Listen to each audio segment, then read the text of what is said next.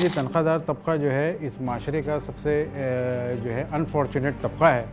But still वो बड़ा ही loyal एक तबका है, क्योंकि वो टैक्स बड़े रेगुलरली देता है और जो है ना उसके अंदर जो है उसके कोई मतलब स्केप उसके पास नहीं है, कोई स्केप नहीं है उसके पास। बट स्टिल जो है इनॉर्मस किस्म की जो टैक्स इंक्रीज़ आए हैं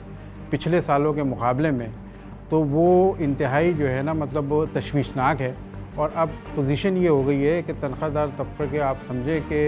एंड हो गया उसके साथ। थोड़े आपको फिगर्स में बताऊं कि पिछले साल से इस दफ़ा जो है 264 बिलियन रुपीज़ जो है वो पिछले साल सैलरी टैक्स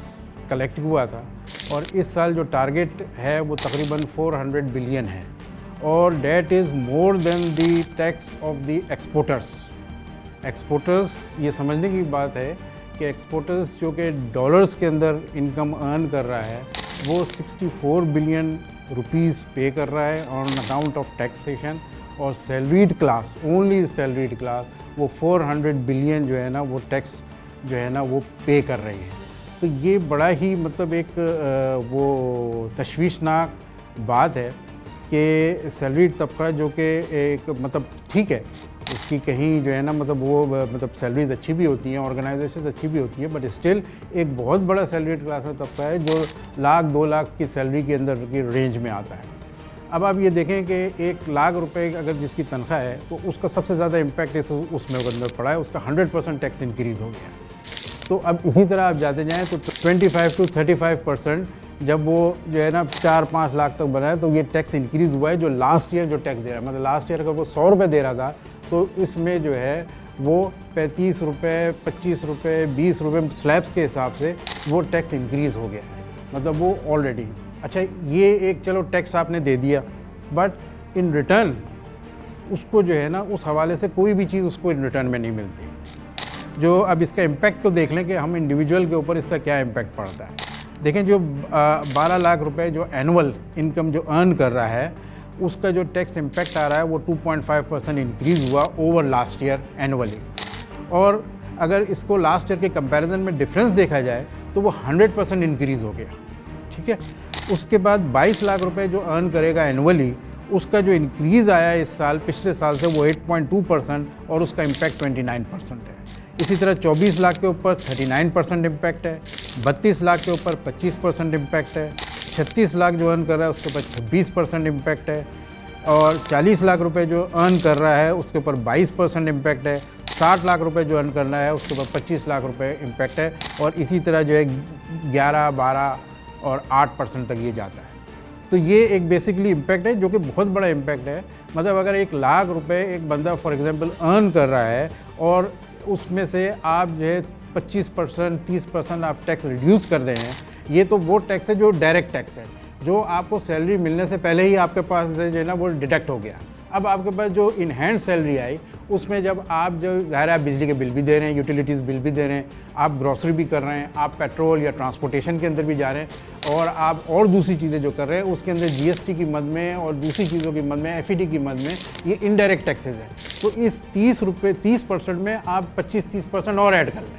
अब उसके बाद इन हैंड बचा क्या? उसने अपनी एक फैमिली अगर को उसको लेके चलना है, उसके लिए भी उसको खर्च करना है, तो उसके पास इतना बचेगा कब कि वो इन चीज़ों को वो मेंटेन कर पाएगा कि नहीं कर पाएगा। मतलब हल तो ये होगा कि उसको चॉइसेस लेनी पड़ेंगी मेरे हिसाब से एक सैलरीड क्लास बंदे को, कि वो अपने बच्चों को तालीम दे, उनको खिलाए, उनको या पहनाए। मतलब अब इस हद तक इस ऑप्शन पे सैलरीड क्लास आ जाएगी इस टैक्स बर्डन के बाद। देखें, इसका सबसे बड़ा डार्क पहलू यही है, और अभी फिगर्स जो है मैं देख रहा था एक जगह कि लास्ट ईयर से इस दफ़ा 119% ब्रेन ड्रेन हुआ है। ठीक है, ब्रेन ड्रेन का मतलब जो है ना जिसको अपॉर्चुनिटी मिली एक चीज़, और जो टैलेंटेड है वो लोग बाहर निकल गए। अब आप ये देखें कि लास्ट ईयर अगर 100 लोग गए थे तो इस साल 219 लोग चले गए। तो ये सोसाइटी, ये जो सोशल सिस्टम है, ये जो है ना आहिस्ता आहिस्ता ऐसे लोगों से खाली हो रहा है जो कि टैलेंटेड हैं, जो इस मुल्क में रह सकते थे, इस मुल्क की खिदमत कर सकते थे, इकनॉमी में कंट्रीब्यूट कर सकते थे, बट स्टिल उनको इतनी मतलब ये इतना स्पेस नहीं मिला कि वो यहाँ पे ग्रो कर सके, तो वो बाहर जा रहे हैं। तो आप आहिस्ता आहिस्ता जो है ना इकनॉमी को और मुल्क को ओवरऑल आप जो है ना जिस एक डार्क होल की तरफ लेके जा रहे हैं उसका अभी शायद हम अंदाज़ा ना कर सकें, मगर आने वाले सालों में इसका बड़ा बैड इम्पैक्ट पड़ेगा ओवरऑल पाकिस्तान की इकोनॉमी के ऊपर और पाकिस्तान के कल्चर के ऊपर। अब मैं आपको बताऊं कि अगर टैक्स कलेक्शन के एवेन्यूज़ जो अवेलेबल हैं, एक तो कॉर्पोरेट सेक्टर है, ठीक है, उसके बाद जो है आपका एग्रीकल्चर सेक्टर है, रिटेलर्स है, होलसेलर्स है, स्टेट का कारोबार करने वाले हैं, ये सब सेक्टर्स भी जो है ना उसके अंदर है। बट अनफॉर्चुनेटली मतलब आई डोंट नो कि what is the reason behind that, these sectors, ये सारे के सारे सेक्टर्स जो है ना बड़े मतलब अनडॉक्यूमेंटेड हैं, प्रॉपरली डॉक्यूमेंटेड नहीं है, और इस वजह से उनकी जो इनकम है उनका जो है ना वो वहाँ पे रिकॉर्ड नहीं होती और उसके बाद उसकी कलेक्शन इस वजह से नहीं होती, टैक्स की असेसमेंट सही नहीं हो पाती। अच्छा, दूसरा जो बड़ा डिस्पैरिटी है सैलरीड क्लास में और इन सेक्टर्स के अंदर, वो डिस्पैरिटी ये है कि सैलरीड क्लास के जो है ना टैक्स डिडक्ट हो जाता है एट सोर्स। अभी उसकी सैलरी बैंक अकाउंट में आती नहीं है, उसका टैक्स डिडक्ट हो जाता है, जबकि बाकी दूसरे सेक्टर्स को सर्टेन एक्सपेंसेस अलाउबल हैं, जैसे वो अपने सारे एक्सपेंसेस माइनस करके जो बचता है उसके ऊपर टैक्स देते हैं। हम ग्रॉस पे टैक्स दे रहे हैं पहले और फिर हम खर्चे कर रहे हैं। तो ये एक बहुत बड़ी डिस्पैरिटी है जो कि सैलरी स्टाफ को मज़ीद बर्डन कर रहा है। तो इसको करेक्शन कर लें, बहुत सारी चीज़ें मेरे ख्याल से खुद ही सही हो जाएंगी, और इसका बेनिफिट पास ऑन करें सैलरीड क्लास को कि उसके ऊपर बर्डन कम डालें, ताकि ब्रेन ड्रेन जैसी चीज़ें और जो इकोनॉमिक प्रेशर या उसके अंदर जो वो दबे में है उस पर ज़रा वो जो है ना रिलैक्स हो। तो कॉमन आदमी जो है उसको रोज़ी रोटी के चक्कर में इतना फंसा दिया, एक विशियस सर्कल एक बना दिया है, तो उसके अंदर वो इतना फंस गया है कि वो जो है एक्सपेंसेस को मीट करने के लिए वो बेचारा बड़ा परेशान है। एक चीज़ तो ये है कि उसकी सैलरी का मसला, एक टैक्स का मसला एक अलग है। दूसरा मसला जो बहुत ही इंतहाई अहम है वो है इन्फ्लेशन का। देखिए, अब एक जो इन्फ्लेशन है वो अगर जो है आप देखा जाए 2019 में अगर किसी की सैलरी 2 लाख रुपए थी, 1 लाख रुपए थी फॉर एग्जांपल, तो आज इन्फ्लेशन की वजह से वो सैलरी 2,75,000 रुपये होनी चाहिए। ये फिगर्स आपको कोट कर रहा हूँ मैं, जबकि टैक्स की वजह से उसकी सैलरी 76,000 हो गई है। तो वो दोनों एंड्स कैसे मीट करेगा? तो वो अपने इन दोनों एंड्स को मीट करने में इतना फंसा हुआ है। टैक्स पेयर का देखें ध्यान जो है ना वो इन चीज़ों की तरफ नहीं जाता है कि मेरे साथ हो क्या रहा है, मैं अगर टैक्स जो है ना कटवा रहा हूँ तो मुझे मेरे राइट्स क्या हैं। एक कॉन्स्टिट्यूशनली जो सिटीज़न के राइट होते हैं या टैक्स पेयर के जो राइट्स होते हैं उसकी उसको अवेयरनेस ही नहीं है। जब अवेयरनेस नहीं होगी तो वो कैसे उसकी तरफ आएगा, क्योंकि वो अपने विशेष सर्कल में लगा हुआ, उसका जहन फ्री होगा किसी चीज़ से तो वो ये सोचने समझने के काबिल भी होगा कि चीज़ें जो है ना किस तरफ उसको लेके जाना है और उसका ऑब्जेक्टिव क्या है और उसके साथ हो क्या रहा है। अब देखें, आप एक बंदा है वो कमाता है, वो यूटिलिटीज़ दे रहा है, उसको उसके ऊपर क्या डिस्काउंट मिल रहा है। मतलब मैं जो है